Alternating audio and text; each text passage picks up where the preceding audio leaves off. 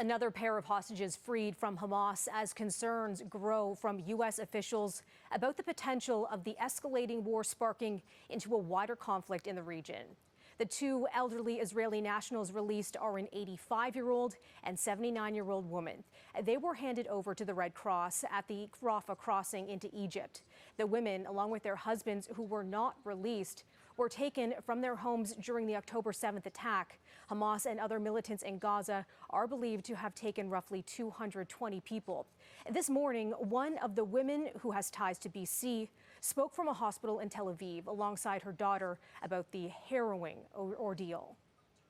My mom is saying that she was taken on the back of a motorbike with her body, with her legs on one side and her head on another side, that she was taken through the plowed fields with a man in front on one side and a man behind her. There they walked for a few kilometers on the wet ground. There are a huge network of tunnels underneath. The two hostages being freed comes as Israel has increased airstrikes on Gaza. Joining us now is CNN's Rafael Romo live from Tel Aviv. Rafael, thanks for joining us. And I understand where you are, there were air raid sirens just a short time ago. Yeah, that's right, Melissa. Just a few moments ago, we heard several loud booms here in Tel Aviv. We don't know at this point where they came from or what might have happened, but they were very, very loud. And let me tell you, we heard sirens continuously during the first week of the war here in Tel Aviv. The second week was a little bit quieter, and for the last couple of days, it was also very quiet. So we don't know what's going on, but it was definitely very noticeable. Hopefully, it is Israel's Iron Dome intercepting any rockets that may still be launched by Hamas. Melissa. Now, the details we've been hearing this morning from one of the latest freed refugees, the details are stunning.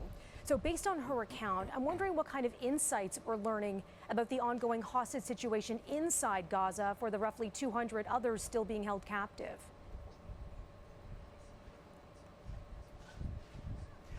Yeah, that's right. Other than the fact that she is remarkably doing well, let's remember the one hostage that spoke publicly today, Yocheved Lifshitz, is 85 years old. She's a grandmother, and she was doing great when she spoke publicly here in the Tel Aviv hospital where she's being treated. The other one, Nurit Cooper, she is 79. She's also doing well, but based on what she said, there's a couple of interesting things that I find remarkable. Number one is that when they were taken hostage, they were taken to underground tunnels in Gaza, and then they were separated into smaller groups, and that would suggest that Hamas is trying to make it very, very difficult for any sort of rescue operation that might be launched by the Israel Defense Forces to happen, because if you have 200 people, more than 200 people who have been taken hostage, it is very difficult to pinpoint exactly where they are. And if we're talking about small groups of 5 people at the most, it's even more difficult. So that's number one. Number two, it's also very interesting, one aspect that she mentioned, that they were very brutal when they took her hostage on October 7th. She was beaten. She suffered some bruises. She was taken in a motorcycle into Gaza. But then once she got there, things began to change. She was greeted by some people who told her that they believe in the Quran, that they were not going to harm her. They made a paramedic available to them, also a doctor that would check on them every couple of days. They were fed. And so it would appear that Hamas, after everything they did, is trying to show the world, or at least is trying to use this as propaganda, that they can be a humane organization. But again, we have to also remember that they killed more than 1,400 people here in Israel. Melissa. And Israel has been ramping up attacks on Gaza. I wonder what the sense is on the ground in Tel Aviv about what could come next and when. Yeah, the main question remains, when is the ground incursion going to happen? We have been seeing signs for more than a week now, with the 350,000 soldiers and reservists being amassed at the border with Gaza. The tanks, armored vehicles, munitions, everything seem to be ready to go. But there appears to be an effort by the United States and other countries telling Israel to hold on for a little while the negotiations continue to try to release the hostages. We know that there are countries, including not only the U.S. and Israel, but also Egypt and Qatar, that were instrumental in getting the last 2 hostages released, that are still talking about how to get the rest of the hostages. And again, we are talking about 220 in total, according to authorities. And so that may explain the reason why the ground incursion hasn't happened yet. Now, in the last 24 hours, according to the IDF, there were 400 strikes in Gaza, apparently preparation for what could be a ground incursion into the territory. Melissa. Humanitarian crisis is deepening in Gaza. What can you tell us about the situation there right now and the aid that is slowly trickling in?